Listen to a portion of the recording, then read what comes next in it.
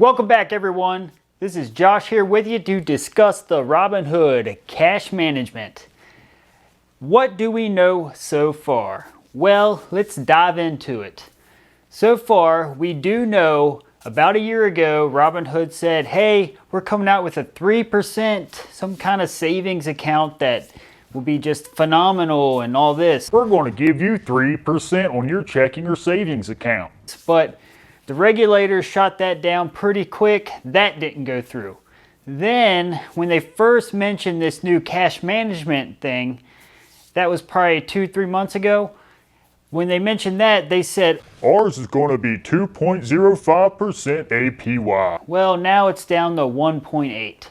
So where am I getting with this? So it's like they always try to get our hopes up. Well, it's always like they offer this sweet deal and then it keeps trickling down and down. But I'm staying positive because I do think Robinhood has really good intentions for new investors. So let's dive into what all we know so far. Well, we do know that they're going to offer the ability to access 75,000 ATMs with their debit card that is a MasterCard. So anywhere MasterCard is accepted, any store online that accepts MasterCard, you can use your Robinhood card there. So if you're getting any value out of this video, please smash that like button. Thank you. So Robinhood, like Weathfront, offers high FDIC insurance. So Weathfront offers $1 million in FDIC insurance. So Robinhood, I think, trying to be competitive with them, made theirs 5 times greater than a typical bank account and now offer $1.25 million in FDIC insurance. Unless you have that much money in Robinhood, it really isn't that important. Most new investors won't have $1 million to put in Robinhood or 1.25. So this cash account has no minimum requirements. So you do not have to keep a certain amount in it to keep it open. And the debit card that they supply you with can be used in 15,000 ATMs from all around the world that is outside of the United States, which can be helpful if you travel a lot. So how do you find these ATMs if you're outside the United States? Well, all you do is go to your little app, pull up your cash management tab and tap Find ATM. And inside your app, it will tell you your closest ATM while you're outside the United States, which I thought that was pretty neat for people that do travel a lot. Excluding me because I'm a homebody. So their card offers a fraud monitoring system. So whenever your card is being used, it's always being checked to see if it's fraudulent, which is very nice in today's world. It also has location protection. So your card will be monitored for the location it's being used, and if it's abnormal, it will alert you. So let's say you're walking around and you drop your card on the ground and you don't know where it's at. You can go on your app and lock your card so no one can use your card for any future purchases, which is very nice because I know all the cards I got right now. I don't know about my Chase. I know I'd have to call to lock my ATM card right now.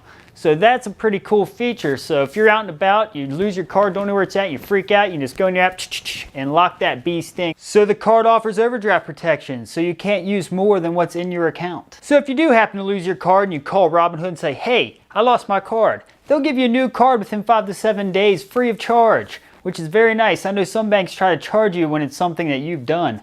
But not Robinhood. They are staying competitive, man. Competitive. So are they going to issue some standard boring card? No, they give you a choice between a white card, a green card, a black card, and an American flag card. I mean, how cool is that? I can sport my American flag card and just spend it like it's a Capital One card. It's so cool. So after you set up your cash management account and you do not want to wait for your actual physical debit card to come to you, you can actually just get your card number from Robinhood and set up Apple Pay, Samsung Pay, Google Pay, and then you can start using the cash out of your account right away. You know what I'm saying? We need our money. So what are my personal thoughts with all this Robinhood cash management and Weathfront and these other places that offer these high interest accounts? I say go for the best APY.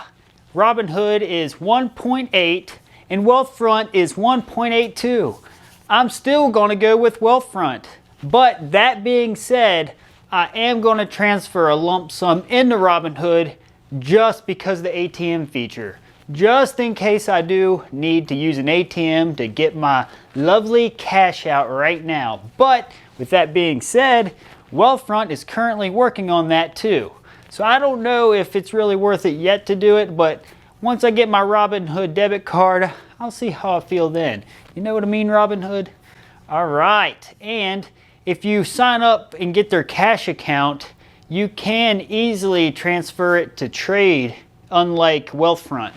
So with Wealthfront, you obviously would have to send your money to Robinhood or M1 Finance or Weeble or wherever you want to trade at.